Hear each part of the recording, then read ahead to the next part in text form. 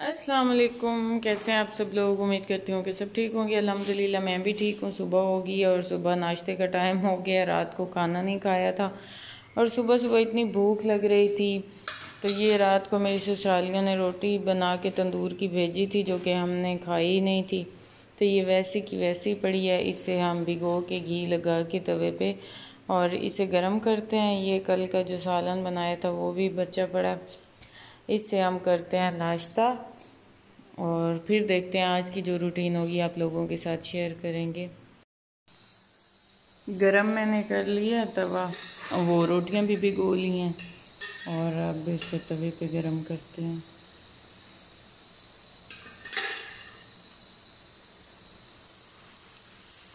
ये देखिए इतनी मज़े की लगती है सुबह सुबह तंदूर की रात की रोटी बची हुई गरम करना, इतनी मज़े की लगती है।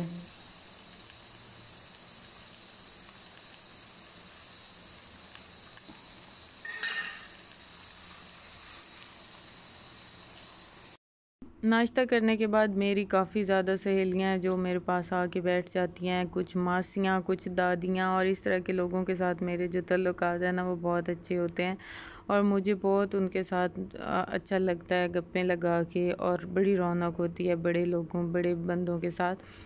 तो फिर वो काफ़ी देर मेरे पास बैठी रही हैं। और फिर गांव में कभी कभी चक्कर लगता है तो जो जो मरीज़ों की इयादत करनी होती है या कुछ भी, तो फिर वहाँ जा चक्कर लगा लेते हैं। तो आज मैं भी आई हूँ इधर, एक पेशेंट को मैंने पूछना था, उसके पास मैं आई और इतना प्यारा मौसम था, इतनी प्यारी ठंडी हवा चल रही थी, हालांकि धूप भी थी लेकिन खाना है मेरी नंद के घर और इतने मज़े से राइस बन रहे हैं, मज़े के। ईद के दूसरे दिन खैर होते ही हर घर में राइस हैं और ये इस पोजीशन में जो है ना सारा घुल मिल चुका है इसमें गोश्त। तो ये मेरे नंदोई का फेवरेट इस तरह का होता है। वो कहते हैं कि ऐसे अंदर ना मिक्स हुआ हुआ हो गोश्त, इस वजह से ये ज़्यादा गलाया है और फिर ना ये मिक्स किया जानबूझ के। खैर जैसा भी बने ना टेस्ट बहुत अच्छा होता है राइस का। साबित भी है गोश्त। तो ये अब तकरीबन बना पड़ा है।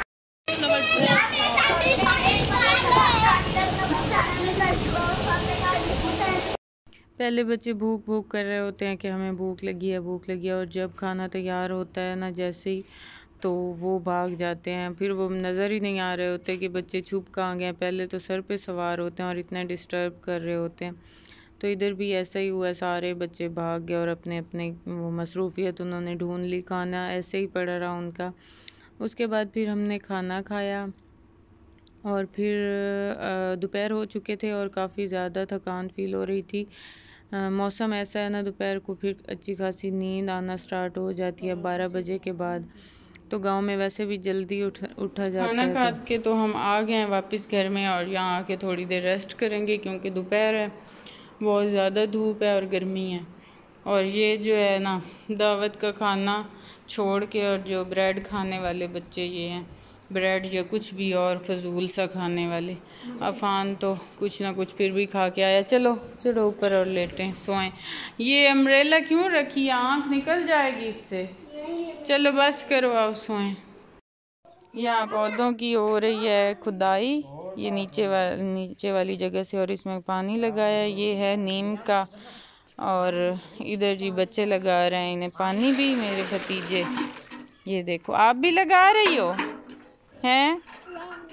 और इधर भी हो रही है, ये देखें। पता नहीं क्या कहते हैं इसे, गोडी कहते हैं, क्या कह रहे होते हैं पंजाबी में। तो ये है उसका अनार का पौधा भी। अनार तो ऊपर नहीं लगे लेकिन इसका भी ये नीचे सेटिंग हो रही है, पानी लगाएंगे। और इधर जल रही है आग, यहाँ चूल्हा रखा है। तो इस टाइम ना बहुत गर्मी होती है, रूम में खाना बनाना बहुत मुश्किल होता है। तो फिर यहाँ मेरी भाभी ने बाहर निकाला ये आग वाला चूल्हा और इधर कीमा चढ़ाया हुआ है गलने के लिए, और ये आग जलाई हुई है। तो मैंने कहा कि मैं ना आपको ये थोड़ा सा करके देती हूँ, बना के देती हूँ सालन। तो इतना अच्छा लग रहा है मुझे तो यहाँ बैठ के खाना बनाना, ऐसे रौनक रौनक फील हो रही है। शाम को ये वाली बच्चों की रौनक तो आपने मेरे तकरीबन हर व्लॉग में ही देखी होगी। ये इनकी जगह खेलने की, और दीवारों से आपको नज़र आ रहा होगा कि वहाँ दूसरी साइड पे छलांगे लगा रहे हैं। इधर कीकर की छंगाई हो रही है ये देखें, उबान का सारा दिन यही खाना चलता है। नगेट्स जब से 2-3 दिन हो गए ना, इसने कोई रोटी खाई या रोटी का एक निवाला भी नहीं लिया, ना ये दूध पीती है ना कुछ। ये लो।